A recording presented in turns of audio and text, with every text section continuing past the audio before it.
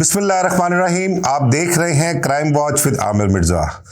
आज आपसे जुराइम की दुनिया के एक ऐसे किरदार के बारे में बात करेंगे जो जुर्म की दुनिया में एक यूनिवर्सिटी की हैसियत रखता है। लाहौर शहर में जितने भी शूटर्स, जुराइम पेशा अफराद सिर निकालते थे, जिनको परवान चढ़ते थे, उनके सब के सर पर इसका हाथ होता था। ये एक इंतहाई गुप्त करैक्टर रहा है और खामोशी के साथ बिल्कुल अपने काम सर अंजाम देता था, लोगों से, शूटर से काम करवाता था। लाहौर ही नहीं बल्कि लाहौर के बाहर सियालकोट, गुजरांवाला, गुजरात के इलाकों में भी इसने बहुत सी कत्लो गारतगरी की वारदातें की हैं। लोगों की दुश्मनियां निभाना इसका रोज़गार था। टॉप 10 के जो रिंग लीडर भोला सुनियारा, हुमायूं गुज्जर, नाजी भट्ट वगैरह के साथ इसके बड़े गहरे मरासम थे। उनकी दुश्मनियां भी इसने निभाईं। लाहौर शहर के बड़े बड़े मशहूर व मारूफ करैक्टर जिन्होंने जुराइम की दुनिया में बड़ा नाम कमाया और उनके जुराइम की दास्तानें जो हैं वो आज भी लोगों की ज़ुबानों पर हैं, ये इसका उन सब पर हाथ हुआ करता था। ये उनको सपोर्ट किया करता था, बल्कि उनको मुख्तलिफ दुश्मनियों में या मुख्तलिफ वारदातों में इस्तेमाल किया करता था। ये करैक्टर, इसकी मौत किस तरह से वाक़या हुई, इसकी मौत भी बड़ी पुरस्कार है, उसके बारे में भी आपसे बात करूंगा और इसके कारनामे जो हैं उसके बारे में बात करूंगा आपसे। तो मैं बात कर रहा हूं रावी रोड, कच्चा रावी रोड के रिहायशी खालिद चिट्टा के बारे में। खालिद चिट्टा एक बहुत ही जुराइम की दुनिया में एक ऐसा मजबूत किरदार था जिसको कह लें कि लाहौर के जितने भी जुराइम पेशा अफराद जो एक्टिव थे, जो शूटर्स थे, जिन्होंने भत्ताखोरी, कत्लो गारतगरी, अगवा बराए तावान, इक़दाम कत्ल जैसी वारदातों में बड़ा नाम कमाया, ये उन सब का सरगना कह लें या इसका हाथ उन सब पर हुआ करता था। खालिद चिट्टा के बारे में आपको बताऊं कि इसका वालिद जो है वो बचपन में ही फौत हो गया था। इसकी वालदा ने दूसरी शादी कर ली थी। इसके कुछ 2 सौतेले भाई और एक बहन थी, जबकि इसका एक अपना सगा भाई था। तो खालिद चिट्टे ने जहाँ अपनी जुराइम की ज़िंदगी का आगाज़ किया, वो बताते हैं कि उसका वालिद जो था, जो उसका वालदा का जो दूसरा शौहर था, उसके हवाले से आपको बताऊं कि वो एक कोई कहते हैं कि खाने पीने का काम करते थे, कोई रेडी लगाया करते थे। वहाँ पर एक शख्स से कोई झगड़ा हुआ, उसने उसके वालिद के साथ कोई बदतमीज़ी की, उसकी बेइज्जती की। तो उस झगड़े पर खालिद चिट्टे ने एक वो बर्फ़ वाला सूआ लेकर उसको सूए मारकर ज़ख्मी कर दिया गया था और यहाँ से इसने अपनी जुराइम की ज़िंदगी का आगाज़ किया था। और एक बड़ी खौफनाक बात आपको मैं बताऊं कि खालिद चिट्टे को मुखबरों से शदीद चिढ़ थी। जो बंदा मुखबरी करता था, इसने उसको ऐसे अंजाम तक पहुंचाया, उसकी मौत इस कदर खौफनाक उसने वाक़या की और इस बेहमाना तरीके से उसको कत्ल किया कि लोग जो हैं वो उसकी मुखबरी करते हुए डरा करते थे। खालिद चिट्टे ने शुरू में जब उसने इस जुर्म की दुनिया में कदम रखा, उसके हाथों को एक बंदा कत्ल होता है। उस कत्ल में वो गिरफ़्तार हो जाता है, गिरफ़्तार होकर जेल जाता है। कुछ ही अरसे में जो उस इलाके के या कह लें कि शहर के कुछ बास लोग होते हैं, वो उसके सर पे हाथ रखते हैं, उसको सपोर्ट करते हैं और उसको थोड़े ही अरसे में सुलह सफाई करवा के मकतूल पार्टी से जेल से बाहर ले आते हैं। जेल से बाहर जब वो आ जाता है, आकर अपनी फिर वही मुजरमाना सरगर्मियाँ जारी रखता है।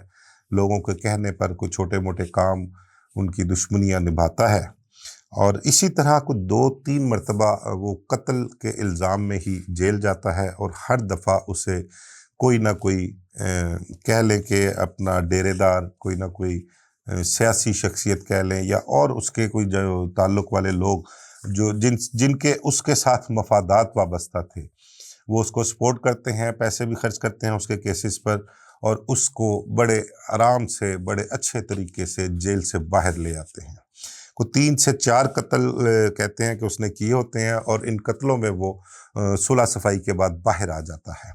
बाहर आने के बाद अब ज़ाहिर बात है, जिन लोगों ने उसको सपोर्ट किया, जो उसे जेलों से बाहर लेके आते हैं, उन्होंने अपने मफादात भी देखने होते हैं और वो अपने मफादात की खातिर उसको इस्तेमाल भी करते हैं। खालिद चिट्टा के बारे में आपको बताऊं कि ये जुराइम की दुनिया में बहुत ही गुप्त रहा है। इसने ज़्यादातर लाहौर शहर से ज़्यादातर बाहर टाइम गुजारा है। بہت ہی کم عرصے میں اس کے تعلقات اس دور کے ٹاپ 10 گروہ کے ساتھ بہت اچھے ہو گئے تھے، اس نے بڑے اچھے مراسم بنا لیے تھے۔ اس دور میں سیالکوٹ کا گینگ بہت مشہور ہوا کرتا تھا، بھولا سنیارا کا۔ اس میں جو مین اس کے کردار تھے وہ ببو خان سیالکوٹ والا، ہمایوں گجر کہہ لیں، اور یہ ناجی بٹ جو لاہور میں بڑی اس نے نام کمایا ہے جرائم کی دنیا میں، اپنے مخالفین کو قتل کر کے، اپنے دوستوں کی دشمنیاں بھگتا کے، لوگوں سے بھتہ وصول کر کے، یہ سارے اس کے تعلق والے ہوا کرتے تھے۔ یا یوں کہہ لے کہ یہ ایک عقاب کی نظر لے کر بیٹھا ہوتا تھا اور یہ شہر میں دیکھتا تھا کہ کون کون سے نئے نوجوان جو ہیں وہ سر نکال رہے ہیں، جو مطلب کہ بہادر ہیں اور بے خوف ہیں، وہ گولی چلاتے ہوئے بالکل بھی ڈرتے نہیں، کسی کا خوف نہیں ہوتا انہیں، یہ ان پر نظر رکھتا تھا۔ اور جہاں کہیں اس کو سمجھ آتی تھی کہ یہ اس کے کام کا لڑکا ہے، یہ شوٹر اس کے لیے کہیں نہ کہیں کارآمد ثابت ہوگا، یہ اس پر ہاتھ رکھتا تھا، اس کو اپنے پاس بلاتا تھا، اس کو ٹاپ 10 جو تھے اس دور کے ان کے ساتھ ملاقاتیں کروانی، اس کو سارا اپنا جو نیٹ ورک تھا نا وہ اس کو دکھاتا تھا، جس کی وجہ سے وہ شوٹر جو ہے وہ رام ہو جاتے تھے۔ رام ہونے کا مطلب یعنی کہ وہ خالد چٹہ کے متی ہو جاتے تھے۔ خالد چٹہ ان پر پیسے بھی خرچ کیا کرتا تھا اور پھر ان سے کام بھی لیا کرتا تھا۔ خالد چٹے کا نام لاہور شہر میں کب نکلا یہ بھی میں آپ کو بتاتا ہوں، لیکن اس سے پہلے میں آپ کو بتاؤں کہ میں نے اپنے ایک ویلاگ میں مبین بٹ اور اسلم بسے کا ذکر کیا تھا، ان پر ایک ویلاگ کیا تھا۔ یہ دونوں کردار لاہور کی تاریخ میں ایک ایسے کردار ہیں جو قتل و غارت گری، اغوا اور بھتہ خوری کے حوالے سے انہوں نے بڑا نام کمایا۔ یہ دہشت کی علامت ہوا کرتے تھے، لوگ ان کے نام سے کانپتے تھے۔ یہ جس کسی کو بھی ٹیلی فون کال کرتے بھتے کے لیے، وہ اگر بھتہ نہ دے یا وہ پولیس کو مخبری کر دے تو یہ اس کو صفحہ ہستی سے مٹا دیتے تھے۔ یہ دونوں کردار بھی شفیق آباد کے رہنے والے تھے۔ یہ جب اس جرائم کی دنیا میں آئے ہیں، انہوں نے اپنی کارروائیاں شروع کی ہیں تو خالد چٹے کی نظر ان پر پڑی۔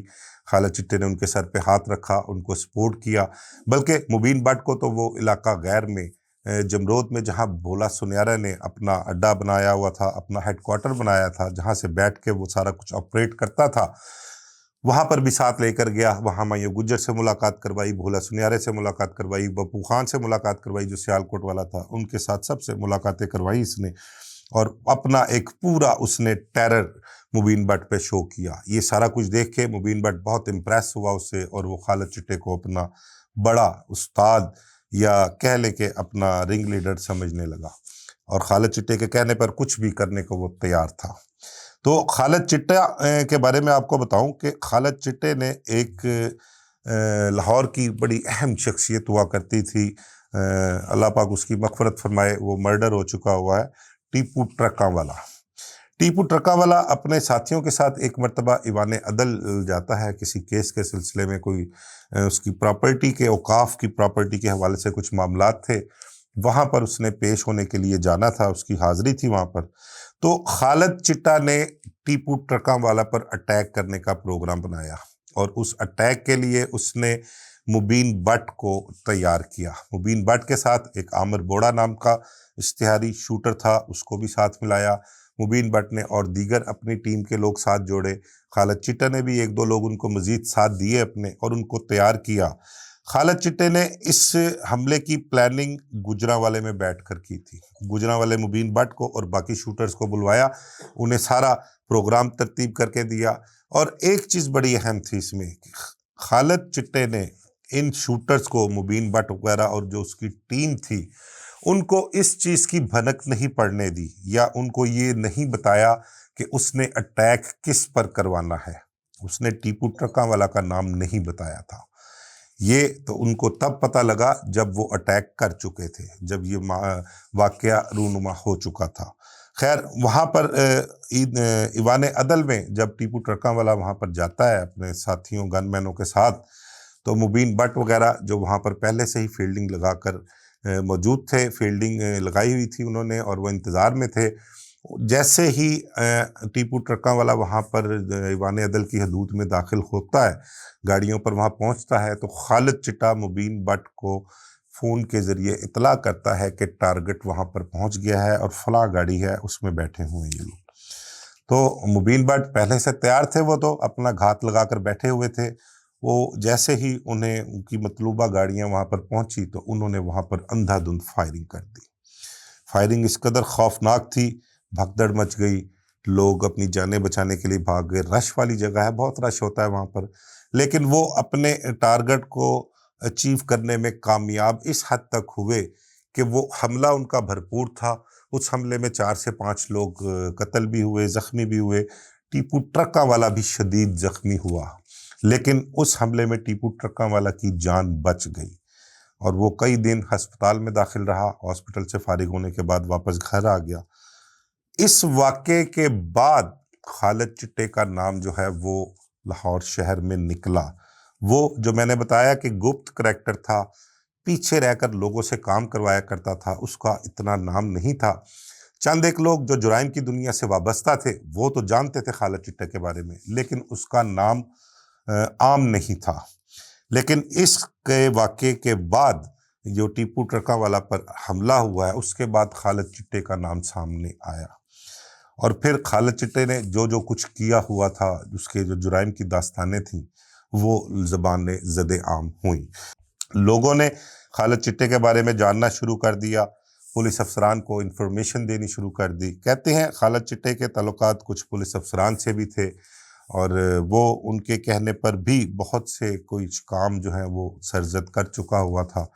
اس کو انفارمیشن پہلے ہی کافی حد تک ان پولیس افسران کے ذریعے مل جایا کرتی تھی۔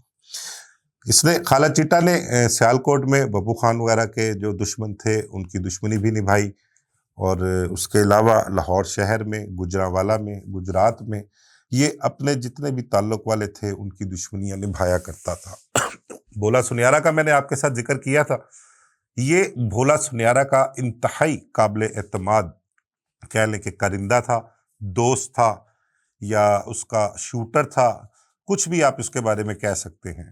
بھولا سنیارا اس کو جمرود میں بیٹھ کے، علاقہ غیر میں بیٹھ کے جو بھی ٹارگٹ دیتا تھا، جو کام دیتا تھا، یہ اس کو اچیو کرتا تھا، اس کو مکمل ہونے کے بعد رپورٹ دیتا تھا ان سے، اور بلکہ سم ٹائم زیادہ تر ٹائم یہ ادھر علاقہ غیر میں، سیالکوٹ میں، گجرانوالہ میں ہی گزارا کرتا تھا۔ خالد چٹا کے بارے میں بتاؤں کہ جب اس کا نام ٹیپو ٹرکا والا کے بعد، حملے کے بعد نکلا اور زبان زد عام ہوا، تو یہ کچھ عرصہ کے لیے دبئی بھی چلا گیا۔ وہاں بھی اس نے وقت گزارا، وہاں پر اپنے چاہنے والے، اپنے جاننے والے جن کے مفادات اس سے وابستہ تھے ان سے ملاقاتیں بھی ہوتی رہیں۔ لاہور کی بڑی بڑی اہم شخصیات ہیں جن کے پاس یہ وہاں پر دبئی میں رہا، وہاں پر ان کی ملاقاتیں، پروگرام جو پلان تھے وہاں پر بھی ترتیب دیے جاتے رہے۔ میں نے آپ کو بتایا کہ خالد چٹا کو مخبر سے بہت شدید قسم کی نفرت تھی۔ یہ اس نے جب سٹارٹ میں 2-3 قتل کیے، وہ قتلوں کے بعد جو ہے اس کی ایکٹیویٹیز جو تھیں وہ کافی مشکوک ہوا کرتی تھیں۔ پولیس والوں نے اس پر نظر رکھی ہوئی تھی، اور اپنے پرائیویٹ بندے جو ہیں اس کی مخبری کے لیے کہ اس کی ایکٹیویٹیز کیا ہیں، کن سے ملتا ہے، اور آیا کہ یہ کچھ جرائم میں ملوث ہے مزید، اس حوالے سے جو مخبر انہوں نے اپنا اس کے پیچھے لگائے ہوئے تھے وہ بھی اپنا کام کر رہے تھے اور پولیس کو مستقل مخبریاں دے رہے تھے۔ میں آپ کو بتاؤں کہ ایک اس کا دوست ہوا کرتا تھا، کاکے خاں کہتے تھے میرے خیال اس کو، کاکا نامی ایک دوست تھا اس کا، اس نے پولیس والوں کو اس کی مخبری کی تھی۔ اس مخبری کے بارے میں آپ کو بتاؤں کہ اس نے جب پتہ لگا کہ کاکے خان نے اس کی مخبری کی ہے تو یہ اپنا اس کے پیچھے چڑھ گیا، اس نے پتہ لگایا، اس سے پوچھا، بلکہ اس کو پکڑ کے بھی لے آیا۔ تو اس نے کہا کہ میں نے تمہاری مخبری نہیں کی تھی، مخبری میں نے کسی اور کی تھی۔ وہ کوئی اس کا دوست تھا خالد چٹے کا، جس نے سیالکوٹ میں ببو خان کے مخالفین کو قتل کیا تھا، اس کے بارے میں مخبری کی تھی۔ بہرحال اس کو مخبروں سے شدید نفرت تھی، اس نے اس کو قتل کر دیا، اور اس کے بعد اس کی لاش کو بھی کہیں پھینک دیا۔ جو اس نے پہلے مخبر کو قتل کیا تھا، وہ اس نے جب اس کی مخبری کر کے اس کو پکڑوایا تھا، اس مخبر کے بارے میں آپ کو بتاؤں کہ اس نے اس کو بلوا کر اس کے سر میں گولی ماری.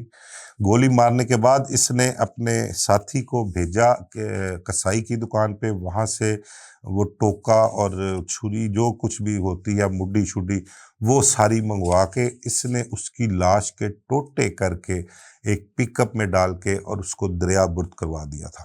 یہ مخبروں سے اتنی نفرت کیا کرتا تھا. خالد چٹے کے بارے میں آپ کو بتاؤں کہ یہ کئی مرتبہ گرفتار ہو چکا ہے، لیکن اس وقت شاید اس کا نام اتنا باہر نہیں تھا، اس کی جرائم کی داستانیں لوگوں کو نہیں پتہ تھیں. لیکن یہ جب 3-4 قتلوں کے بعد باہر آیا ہے تو اس نے پھر اخیر ہی کر دی. جتنے پنجاب کے اپنا مشہور و معروف جرائم پیشہ لوگ تھے، ان کے ساتھ اس نے تعلقات بنائے، ان کی دشمنیاں نبھائیں، اپنی دشمنیاں نبھائیں، لوگوں سے پیسے لے کر ان کے دشمنداروں کو قتل کروایا. اس نے بہت سارے قتل ہیں. اب اس کے قتلوں کی میں آپ کو ڈیٹیل کیا بتاؤں کہ آپ سیالکوٹ میں لے لیں، گجرانوالہ میں لے لیں، لاہور میں لے لیں. اب ان قتلوں کے ایسے بھی بے شمار افراد قتل ہو چکے ہیں جن کی ایف آئی آر میں خالد چٹے کا تذکرہ تک نہیں ہے. کسی کو پتہ تک نہیں ہے کہ یہ قتل جو ہیں وہ خالد چٹے نے کروائے ہیں.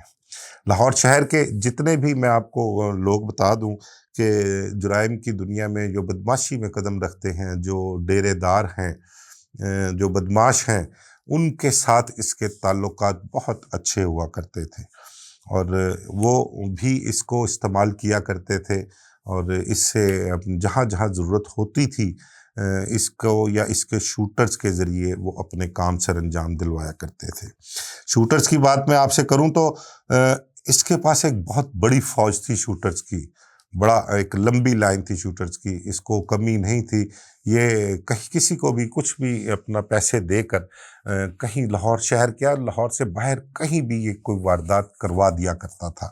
تو میں نے آپ کو بتایا کہ لاہور شہر میں جو ہے نا یہ ایک یونیورسٹی کے طور پر جانا جاتا تھا کہ یہ یونیورسٹی کی مانند ہے کہ کوئی بھی اگر جرائم کی دنیا میں کسی نے قدم رکھا ہے، کوئی نوجوان لڑکا ہے، بہادر ہے، لاچک ہے، اس کو خوف نہیں کسی کا، یہ فوراً اس کو کیپچر کر لیتا تھا. اس کی کوشش ہوتی تھی کسی نہ کسی طریقے سے اس کو اپنے پاس بلا کر اور اس جرائم کی دنیا میں جتنا بھی اس کو وہ کوشش کرتا تھا شیشے میں اتارنے کی، اس کے لیے وہ بڑے بڑے اشتہاریوں سے اس کی ملاقات کرواتا تھا، اسلحہ دکھاتا تھا انہیں عیاشی کروانی ان کو اور ان کو پیسے فراہم کرنے. تو یہ ایک آسان طریقہ اس کے لیے ہوتا تھا ان کو کیپچر کرنے کے لیے. جب پوری طرح سے یہ اس کے کہتے ہیں کہ قابو کر لیتا تھا تو انہیں اس کو اندازہ ہو جاتا تھا کہ اب یہ کہیں نہیں جاتا، تو پھر وہ اپنی ٹیم ایسے ہی کھلی شہر میں چھوڑ دیتا تھا اور جب جہاں جس کا دل کیا وہاں پر اس نے ان سے فائرنگ کروائی، قتل کروایا، اغوا کروایا، کسی کو دھمکی دلوانی وہ کروایا. یہ سارا کچھ چلتا رہا.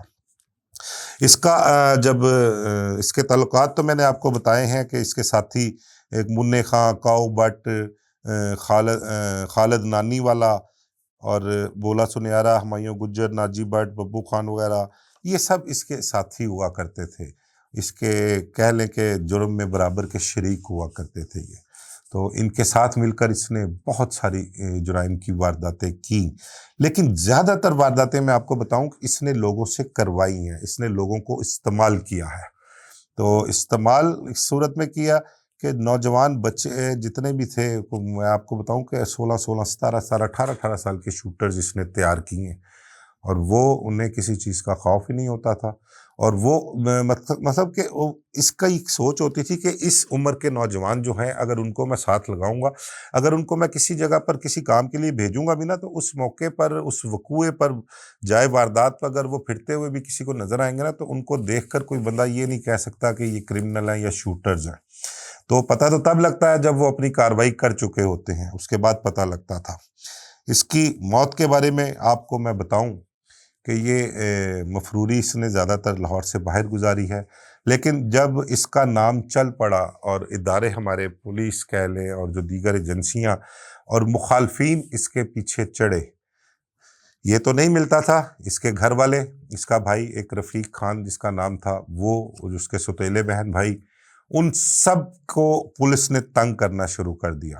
ان کے پیچھے چڑھے اس کی کہ کہیں نہ کہیں سے اس کی مخبری ہو جائے، لیکن اس کی مخبری تو نہیں ہوئی، لیکن اس کے رشتہ دار، بہن بھائی اور دیگر جو ہیں وہ خاصی پرابلم میں رہے، کافی مشکل میں آئے۔ تو ایک وقت یہ بھی آیا کہ خالد چٹا جو ہے اپنی بیوی اور اپنی بیٹی کو لے کر اسلام آباد چلا گیا۔ جو آخری اطلاعات اس کے بارے میں آئی تھیں وہ یہ تھیں کہ یہ اسلام آباد چلا گیا ہے، وہاں پر ایک گھر میں شفٹ ہو گیا ہے، لیکن جو ہمارے ذرائع کا کہنا تھا وہ یہ تھا کہ یہ اسلام آباد جس گھر میں شفٹ ہوا تھا، جہاں پر خاموشی سے اپنی مفروری کاٹ رہا تھا اپنی بیوی اور اپنی بیٹی کے ساتھ، تو اس وقت اس کے پاس اچھے خاصے پیسے کیش کی صورت میں موجود تھے۔ بلکہ اس کی کہتے ہیں کہ اس کی جو بیٹی تھی اس نے یہ بھی بتایا تھا کہ جب ہم یہاں پر آئے تھے تو پاپا کے پاس 5,000 والے بے شمار نوٹ گڈیاں تھیں، یعنی کہ ایک بڑی رقم تھی اس کے پاس جب یہ اسلام آباد گیا ہے۔ اس کا پروگرام یہی تھا کہ وہاں پر خاموشی سے اور روپوش ہو کر اپنی پہچان بدل کر کچھ وقت گزارے گا وہاں پر، پھر اس کے بعد جو بھی حالات بنیں گے اس کے مطابق یہ آگے اپنے مستقبل کا فیصلہ کرے گا۔ تو وہاں پر یہ کچھ عرصہ رہا، اور پھر ایک دن ہمیں اطلاع آتی ہے کہ اسلام آباد کے ایک گھر میں خالد چٹا اور اس کی بیوی کی لاشیں پائی گئی ہیں۔ تو ہمیں خاصا تجسس تھا، ہم نے کوشش کی، اسلام آباد میں رابطے کیے اپنے دوست احباب سے، پولیس افسران سے، تو انہوں نے تصدیق کی کہ ایک گھر میں یہ دونوں مردہ حالت میں پائے گئے ہیں۔ اب ان کو کس نے مارا تھا، کس نے قتل کیا تھا، لیکن اس کی بیٹی جو تھی وہ وہاں سے غائب تھی، بیٹی کو کون لے گیا تھا یہ بھی نہیں پتہ لگا تھا۔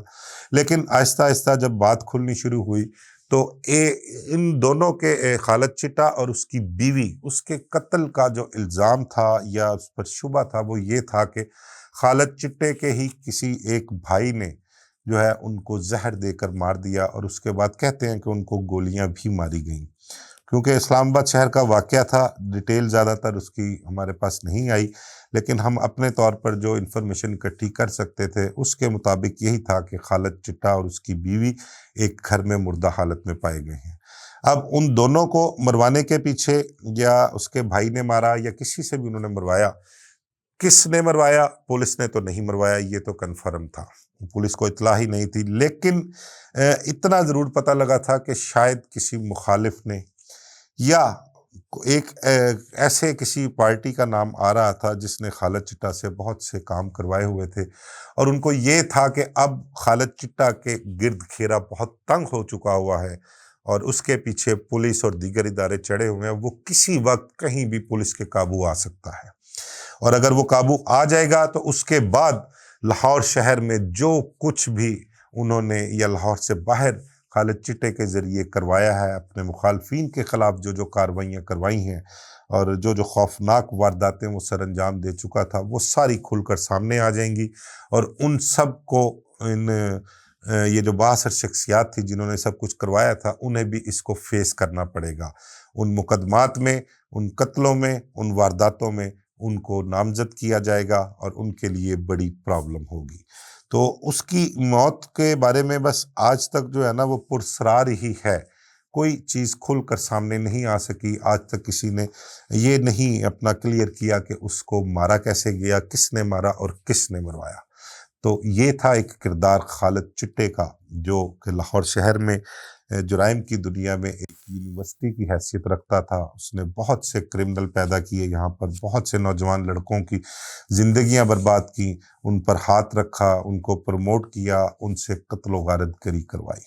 تو بہرحال یہ بھی باب ایک جو تھا وہ اسلام آباد کے ایک گھر میں بند ہوا، اس کی بیوی اس کے ساتھ ماری گئی، وہ ناحق اس کا قتل ہوا۔